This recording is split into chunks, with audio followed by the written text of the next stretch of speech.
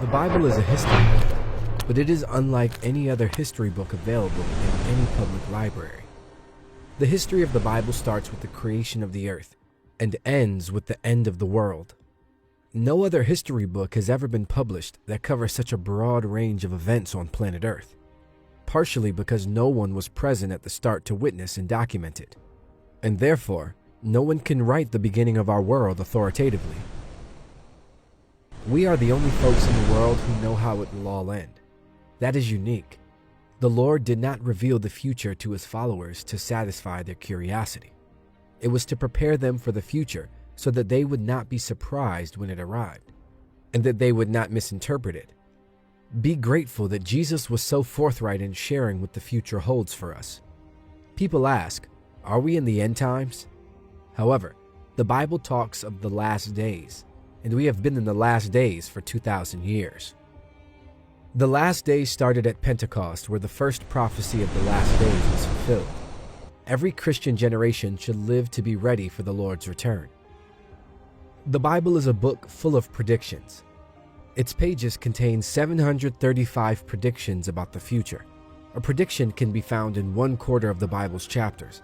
From beginning to end, it is basically a prophetic text, though some books focus more on predictions than others. 596 of the 735 predictions have indeed occurred and have literally come true according to the scripture prediction. So, 81% of all Bible prophecies have already come true, and some of those prophecies were made centuries before the case. It doesn't take much confidence to believe that the remaining 19% will happen as well.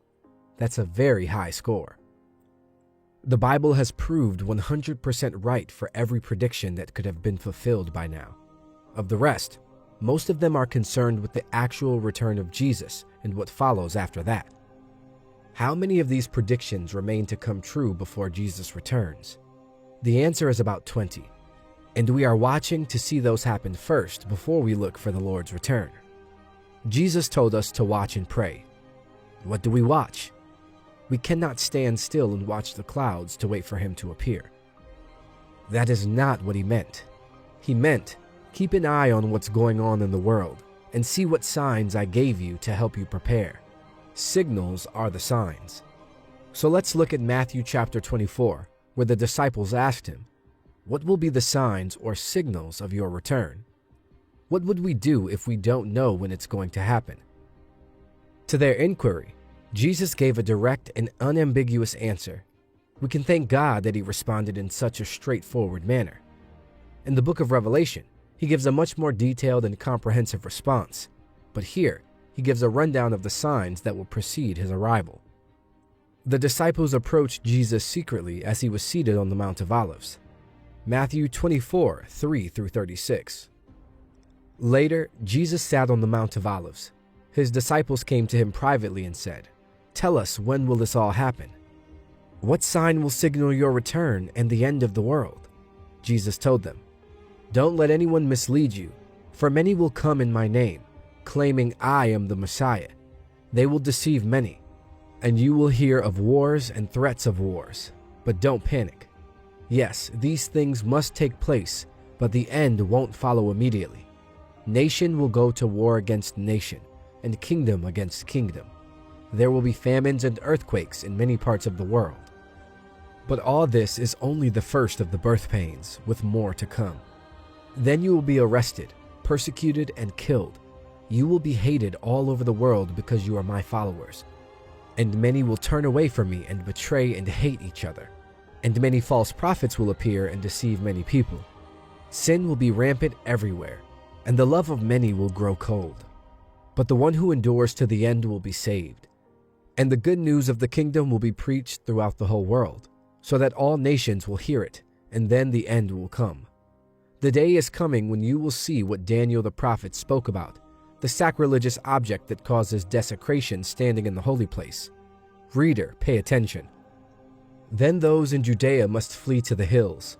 A person out on the deck of a roof must not go down into the house to pack. A person out in the field must not return even to get a coat. How terrible it will be for pregnant women and for nursing mothers in those days. And pray that your flight will not be in the winter or on the Sabbath. For there will be greater anguish than at any time since the world began, and it will never be so great again. In fact, unless that time of calamity is shortened, not a single person will survive. But it will be shortened for the sake of God's chosen ones. Then if anyone tells you, "Look, here is the Messiah," or "There he is," don't believe it. For false messiahs and false prophets will rise up and perform great signs and wonders, so as to deceive, if possible, even God's chosen ones. See, I have warned you about this ahead of time. So if someone tells you, "Look, the Messiah is out in the desert," don't bother to go and look. Or, "Look, he is hiding here," don't believe it. For as the lightning flashes in the east and shines to the west, so it will be when the Son of Man comes. Just as the gathering of vultures shows there is a carcass nearby, so these signs indicate that the end is near. Immediately after the anguish of those days, the sun will be darkened, the moon will give no light, the stars will fall from the sky, and the powers in the heavens will be shaken. And then at last, the sign that the Son of Man is coming will appear in the heavens, and there will be a deep mourning among all the peoples of the earth, and they will see the Son of Man coming on the clouds of heaven with power and great glory. And he will send out his angels with the mighty blast of a trumpet, and they will gather his chosen ones from all over the world, from the farthest ends of the earth and heaven. Now learn a lesson from the fig tree. When its branches bud and its leaves begin to sprout, you know that summer is near. In the same way, when you see all these things, you can know his return is very near, right at the door. I tell you the truth, this generation will not pass from the scene until all these things take place. Heaven and earth will disappear, but my words will never disappear. However, no one knows the day or hour when these things will happen, not even the angels in heaven or the Son himself. Only the Father knows. Now, in that passage, he gave 4 distinct signs of his coming. So, what exactly are these 4 signs he gave us? The first is clearly disasters in the world, and he mentions, for example, wars, famines, and earthquakes. These are certainly happening, but they have been happening for over 2,000 years. They are getting more intense. So we certainly are in this first sign. There are already wars, rumors of wars, earthquakes, and famine. Jesus says, don't be deceived. He says that again and again, all the way through. As we get nearer to the end, the danger is deception, both inside and outside the church. In this case, he says, from false Christs, false messiahs, people who will take advantage of the turmoil of natural disasters to present themselves as saviors. There are well-known examples of people who pretend to be saviors and lead people into desert locations, only to end in tragedy. However, there are many false Christs, false saviors who claim to be the promised deliverer from all our troubles. The more problems there are, the more false deliverers there would be. But, as Jesus advises us, don't be alarmed. Don't be worried when you learn of a new war, a new tragedy, or a new famine breaking out. He said something astonishing. These are painful events, but they are not pangs of death. They are birth pains. So when you read of disasters in the media, these are the pains that mean something new is about to be born. This should completely change our attitude. We know what the world is coming to. We should not be alarmed or dismayed, not as worried as the world will be about these things. Disasters in the world are the pain of birth in a new world that is to be born. Therefore, we are very different. We have sympathy for those who are suffering disasters, and hopefully we express it in help. But in our hearts, we are not alarmed. We are hopeful. We are looking for a new birth of a new world, and therefore we are not dismayed or depressed by all the problems in the world.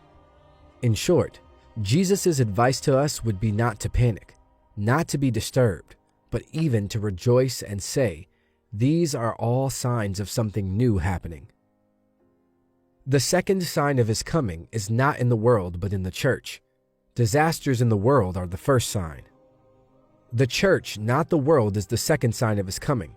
The first warning is disasters around the world. The second is changes in the church. Just as he divided the first sign into 3 parts, wars, earthquakes, and famines, He divides the second sign into three parts, all of which occur within the church. The first is persecution, that we will be hated in every nation. The second aspect of this sign would be a significant reduction in the church's size. Most people's love will grow cold. When the whole church is under strain, many nominal Christians, if not all true Christians, would leave.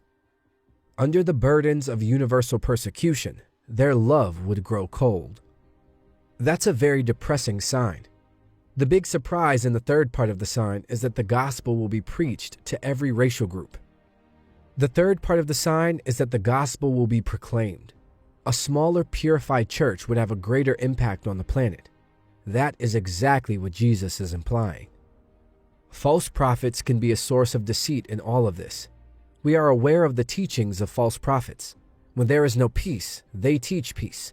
Rather than being a source of challenge, their message is one of comfort. It's all right, it won't happen, they'll say. Now, Jesus' advice is to keep going. Don't give in to these false prophets. Whoever perseveres to the end will be saved. When that sign occurs, when all aspects of the church are despised by the world, that is Jesus' advice to all Christians.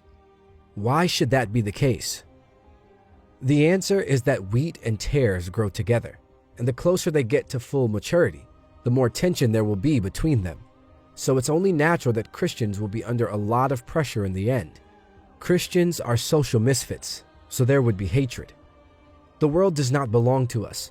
Our citizenship is in the heavenly realms. We are unique, and it is because of our uniqueness that hate can arise.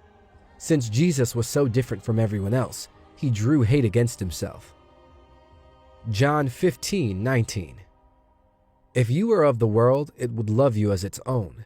Instead, the world hates you because you are not of the world, but I have chosen you out of the world.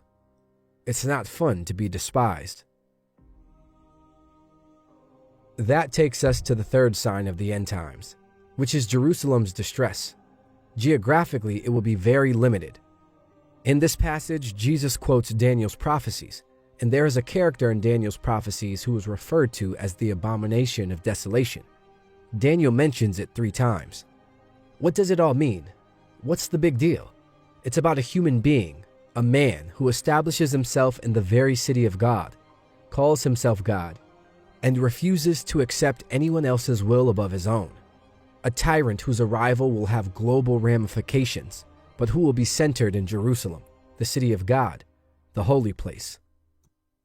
Then Jesus says that the fourth sign of his coming will come immediately after that.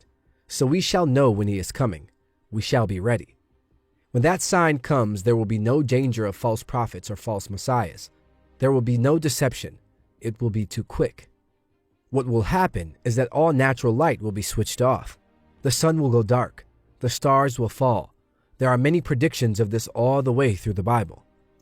Isaiah says, "The heavens will be rolled up like a carpet. All the stars of heaven will be dissolved. The skies will be rolled up like a scroll, and all their stars will fall like withered leaves from the vine, like foliage from the fig tree." The natural light will be gone, leaving only artificial light to illuminate the earth. What is happening? What is going on?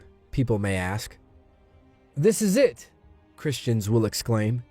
The sun, stars, and moon stop shining right before that happens. God turns off the lights of heaven to prepare for the blaze of light from the lightning that will mark his return. Then he comes on the clouds back to the planet Earth and we meet him. We are not meeting in an earthly stadium because there isn't one large enough to accommodate such a large crowd. We'll reach him in the air, and that'll suffice.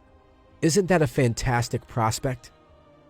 When you see all these things, you know he is at the gates, just about to walk through, he says.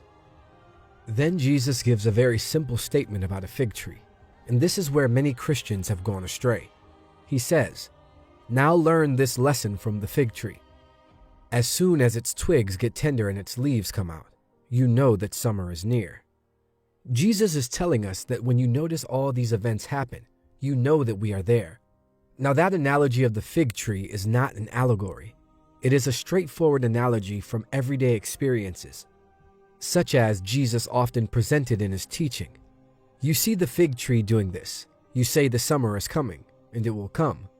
In the same style, when you notice these 4 signs, you know that summer is coming. Sadly, people have read it as an allegory. In closing, our question for the day: what's a worship song that has helped you feel closer to God?